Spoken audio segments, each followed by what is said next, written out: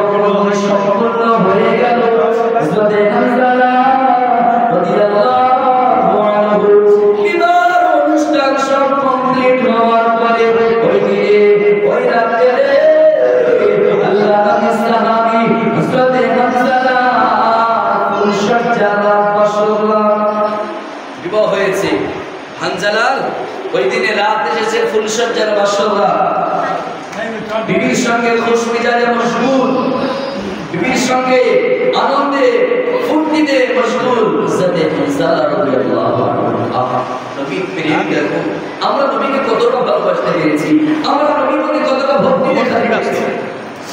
ও মুসলিম জমানার যুবকেরা, আল্লাহ নবীর সাহাবী হযরতে হানজালা রাদিয়াল্লাহু আনহু ফুরসতরাতে বিবাহ করে মশরাতে নিজের স্ত্রীর সঙ্গে আনন্দে খুশিতে বাগে বাগে ঘুরে আছে।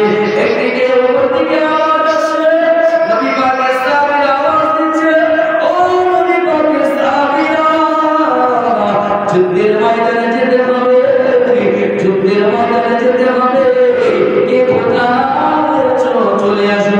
হযরতে হানজালা রাদিয়াল্লাহু আনহু ছিল মশরা, হযরতে হানজালা রাদিয়াল্লাহু আনহু ছিল ফুরসতজারা।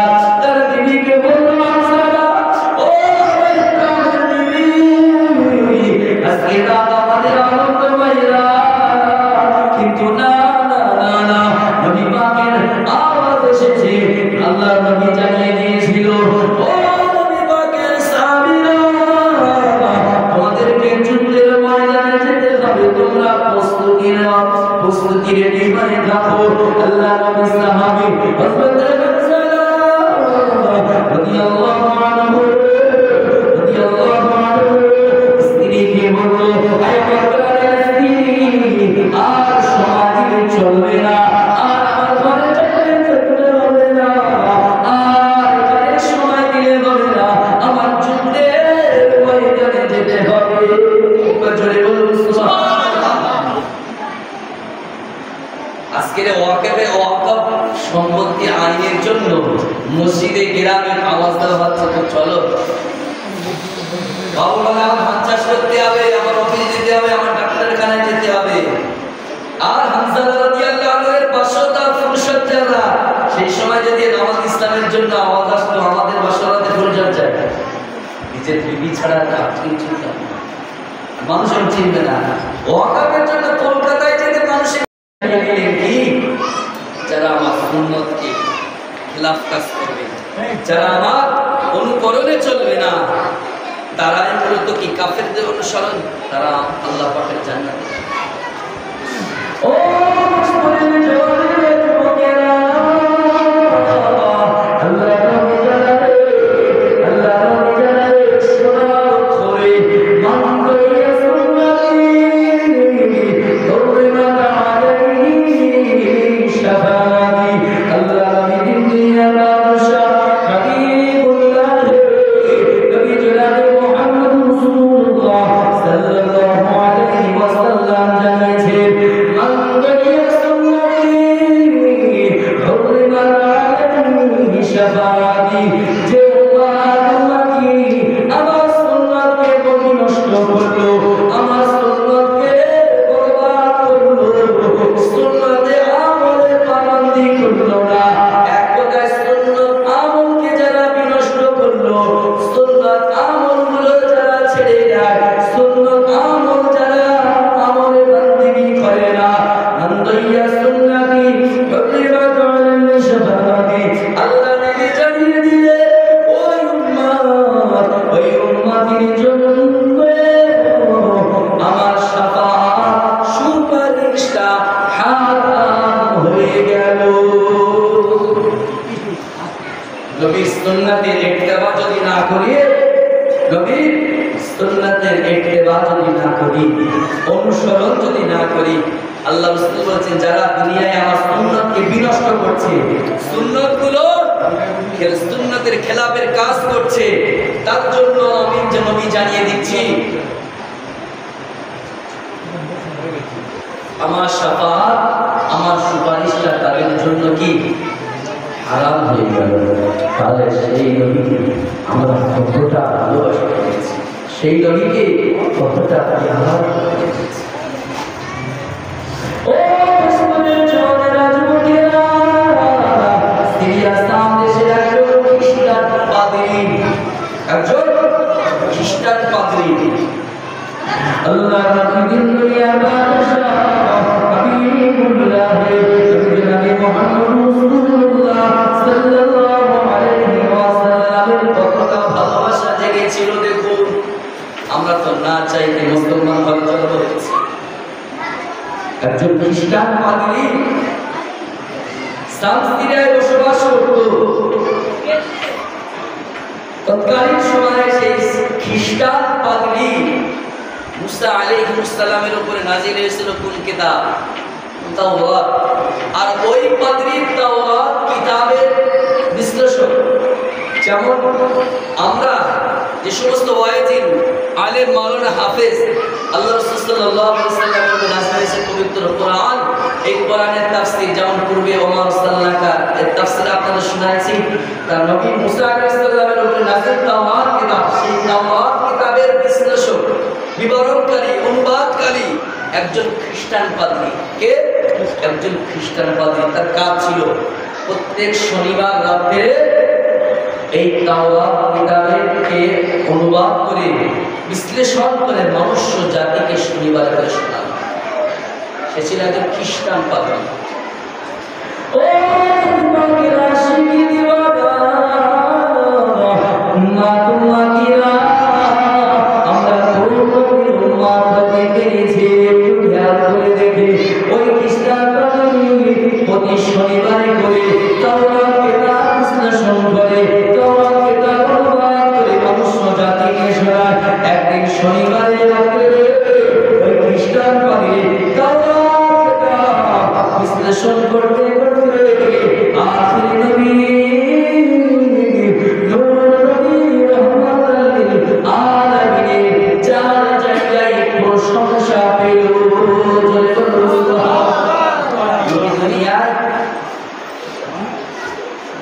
নবী পাক সাল্লাল্লাহু আলাইহি সাল্লামের প্রতি এতটা মহব্বত খেয়াল করে যদি শুনে বুঝতে পারবে ওই খ্রিস্টান পাদ্রী তাওরাত কিতাব পড়ছে আর নবী পাকের প্রশংসা ওই তাওরাত কিতাবে 4 পৃষ্ঠায় পেয়েছে। ওই খ্রিস্টান পাদ্রী দেখলো মুহাম্মদ সাল্লাল্লাহু আলাইহি সাল্লামের প্রশংসা মেনে নেওয়া যায় না। মুহাম্মদ সাল্লাল্লাহু আলাইহি সাল্লামের প্রশংসা তাওরাত কিতাবে থাকবে এটা মেনে নেওয়া যায় না। খ্রিস্টান পাদ্রী 4 পৃষ্ঠা ছিঁড়ে পুড়িয়ে দিলেন। জয় বলুন নাউযুবিল্লাহ। আর জয় ভাই নাউযুবিল্লাহ। ও আশিকি উম্মাতুল্লাহিরা ওই খ্রিস্টান পাদ্রী প্রথম সপ্তাহ শনিবারে আল্লাহ নবী প্রশংসা এসেছিল তাওরাত কিতাবে। ওই তাওরাত কিতাব থেকে 4টি পৃষ্ঠা ছিঁড়ে জ্বালিয়ে দিয়ে গেল, জ্বালিয়ে পুড়িয়ে দিয়ে গেল। এমন করে দ্বিতীয় সপ্তাহে শনিবারে এসে ওই খ্রিস্টান পাদ্রী তাওরাত কিতাব আবার মনুষ্য জাতির সম্মুখে বিশ্লেষণ করতে লাগলো। এমন করে দেখলে বোঝা যায় দ্বিতীয় সপ্তাহেও আল্লাহ নবী রহমাতুল আলামিন হুজুরের প্রশংসা ওই তাওরাত কিতাবের দ্বিতীয় সপ্তাহে 8 জায়গায় পাওয়া গেল। আরেকটা জোরে বলা খ্রিস্টান পাদ্রী প্রথম সপ্তাহে 4 পৃষ্ঠা পেয়েছে, 4টি পৃষ্ঠা উইদাউট জ্বালিয়ে দিল। আবার দ্বিতীয় সপ্তাহে দ্বিতীয় শনিবারে আসলো, তাওরাত কিতাব বিশ্লেষণ করছে। আর কি এবার দ্বিতীয় সপ্তাহে আল্লাহর নবীর প্রশংসা মাত্র 8টি পৃষ্ঠা পেয়েছে। ওই খ্রিস্টান পাদ্রী 8টি পৃষ্ঠা জ্বালিয়ে দিল। জোরে বলুন নাউযুবিল্লাহ। আরেকবার জোরে বলা যায় নাউযুবিল্লাহ। ও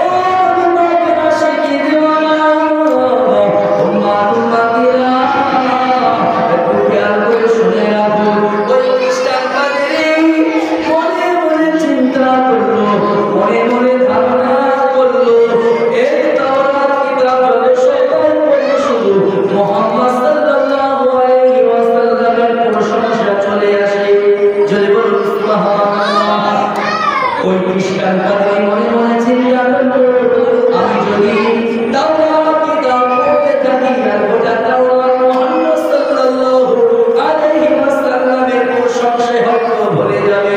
না না না না না এটা হতে পারে না। ওই সময় ওই খ্রিস্টান পাদ্রী যারা তাওরাত কিতাব পড়ছিল তাওরাত কিতাব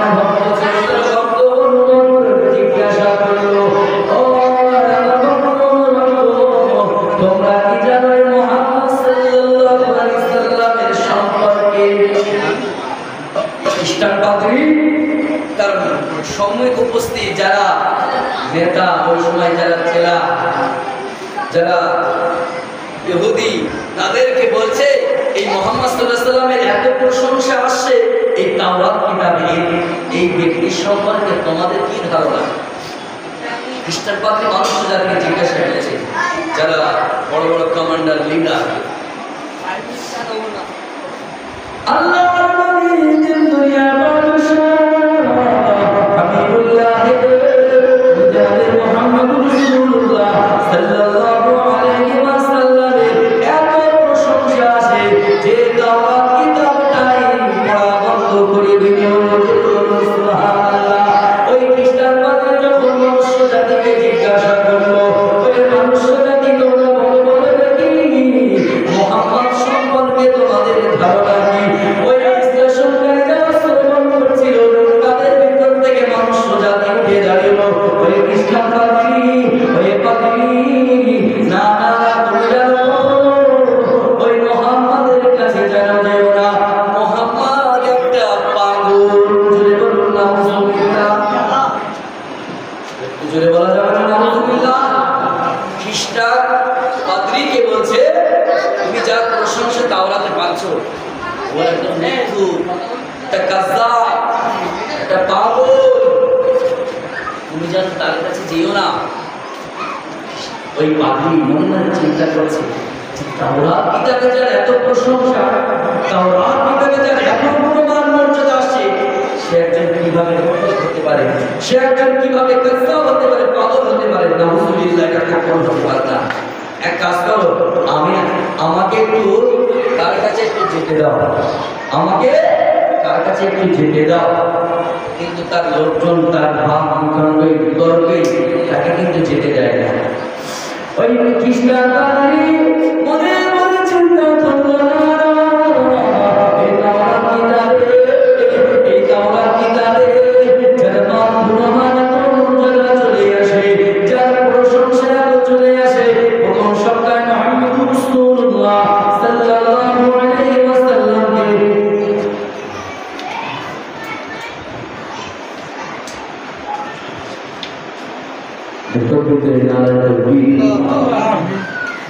এখন আপনাদের সম্মুখে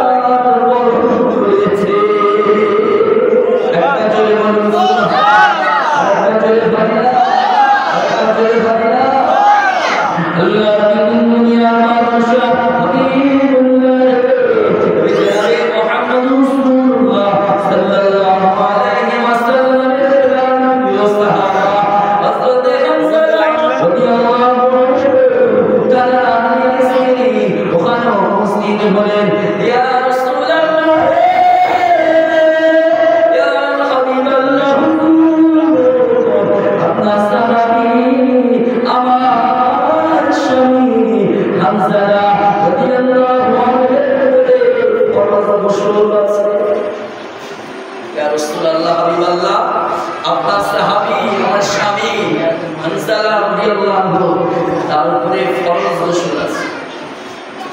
আল্লাহ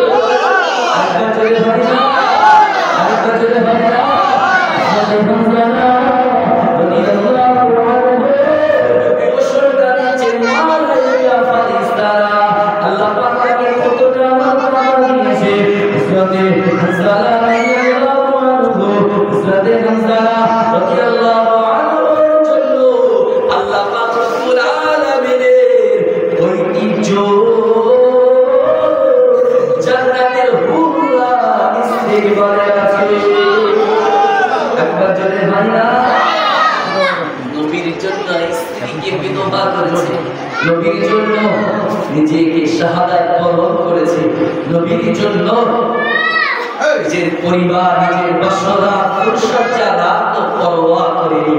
আমি মোহাম্মদ মিজানুর, আমরা দিনের জন্য, ইসলামের জন্য অর্থ তো ব্যয় করা তো দূরের কথা, আমরা সময় দিতে বড় কষ্ট লাগে। আমরা নেতাদের মুখের দিকে তাকিয়ে তাকিয়ে অমুক জায়গায় গেলে অমুক নেতা কি করবে, জাহান্নামে যাবে কোনো, জাহান্নামে কোনো নেতা নাকি যাবে না, বরঞ্চ যাদের অনুসরণ করে জাহান্নামে বাঁধবে আপনি তাদের জন্য জাহান্নামে যাবে। আল্লাহ দুনিয়ার বাদশা হাবিবুল্লাহ নবী জনাবে মুহাম্মদ রাসূলুল্লাহ সাল্লাল্লাহু আলাইহি ওয়াসাল্লাম কোন একদিন সাহাবীদেরকে জানালেন, ও আমার সাহাবীরা, আমি নবী জনাবে মুহাম্মদ রাসূলুল্লাহ, আমি নবী জনাবে মুহাম্মদ রাসূলুল্লাহ জানিয়ে দিলাম কাফের ছাড়া আমার সমস্ত উম্মতি আল্লাহ পাকের দয়ার জান্নাতে প্রবেশ হবে। চলে বলুন সুবহানাল্লাহ। ও মুসলিমের জওয়ানেরা, যুবকেরা, আমার মুরব্বি বাবাজিরা, পর্দার আড়ালে অবস্থিত আমার মা বোনেরা, আল্লাহ নবী জানালেন কেবলমাত্র কাফের ছাড়া সমস্ত উম্মতি জান্নাতে যাবে। আল্লাহ নবী সাহাবীরা, আল্লাহ নবী সাহাবীরা আওয়াজ করলো, ইয়া রাসূলুল্লাহ, ইয়া হাবিবাল্লাহ, হুজুর ইয়া রাসূল, কাফের কারা? ইয়া রাসূলুল্লাহ, হাবিবাল্লাহ, আপনি বললেন কাফের ছাড়া সবাই জান্নাতে যাবে, কাফের কারা? আমরা সকলে মুসলমান, আমরা সকলে কি ইমানদার? বলেন, আমরা সকলে মুসলমান, আমরা সকলে কি ইমানদার? না, সবাই মুসলমান, কিন্তু ইমানদার হতে গেলে তার ক্যাটাগরি আছে। আমরা রাজমিস্ত্রি কাজে লেবার মিস্ত্রি সবাই থাকে, সে কর্মী ধরলে কিন্তু মিস্ত্রি ইম্পসিবল হয় না। তার দক্ষতা, তার যোগ্যতা থাকার ভিত্তিতে সে মিস্ত্রি বানাবে। আমরা সকলে মুসলমান, সকলে ইমানদার কিন্তু না। আল্লাহর নবী জানিয়ে দিলেন, ও খাত্তাবে বেটা, আল্লাহ রব্বুল আলামিন, আল্লাহ রব্বুল আলামিন দয়ার জান্নাতে কেবল ইমানদার প্রবেশ করবে। জান্নাতে কারা যাবে? একদিকে বলছে কাফের ছাড়া জান্নাতে আমার উম্মতিরা যাবে, আর অপরদিকে আল্লাহ নবী জানালেন, ও আমার খাদ্দামের বেটা, জান্নাতে কেবল ইমানদার প্রবেশ হবে। বেনামাজি আছে ইমানদার মাত্র, সুদ খায়, ঘুষ খায়, বর্তমানে আসক্ত, বন্ধনের গলির ভিতরে আছি, আমরা সকলে ইমানদার। বেরোজাদার আছি, গাজার ভিতরে আছি, আমরা ইমানদার মানবো তো না? মুসলমান আছি, দাবিদার, ইমানদার শর্ত আদায় করতে হবে। ও মুসলিমের জওয়ানেরা, যুবকেরা, নবী পাকের আশিকি দিওয়ানা, উম্মতিরা, একটু ভালো করে খেয়াল করে শুনে রাখুন। আল্লাহ নবী জানিয়ে দিলেন, ও আমার সাহাবীরা, কেবলমাত্র কাফের ছাড়া আমার সকল উম্মতিরা জান্নাতে যাবে। আল্লাহ নবী সাহাবীরা রাসূল, ইয়া রাসূলুল্লাহ, ইয়া হাবিবাল্লাহ, হুজুর বিয়াদবি মুখুর কাফের কারা? আল্লাহ নবী সময় জানিয়ে দিয়েছিল, ও আমার সাহাবারা, যে উম্মতি আমার অনুসরণ করে, অনুকরণ করে, আমার সুন্নতের পালন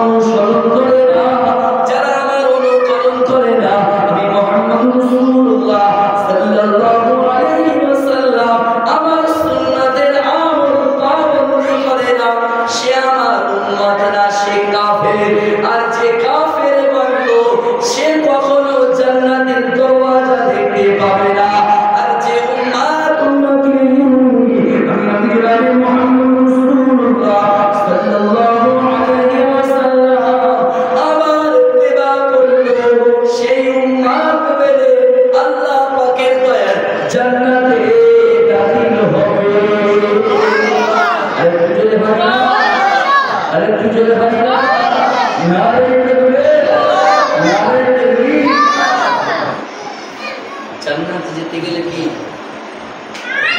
যাদের বয়স এখনো হয়নি 40 বছর 45 50 এখনো দাড়ি চাইছিস সুন্নাত কবরে দেখছিস নবীর গলা স্তরে দেখছিস জুব্বা লেবাস ছিঁড়ে দিচ্ছি কিতাবের মধ্যে পাওয়া যায় বান্দা যখন নুরানি চেহারা নিয়ে এক মুষ্টি অধিক দাঁড়িয়ে মুবারক নিয়ে আল্লাহ পাক রব্বুল আলামিনের হুকুমে সাড়া দিয়ে মৃত্যুবরণ করে তার কবরে যখন শয়ন করে দেওয়া হয় ওই ব্যক্তিটা কবরে একটা জিন্দা সুন্নাত নিয়ে প্রবেশ করবে। আর একটু আস্তে বলা যাবে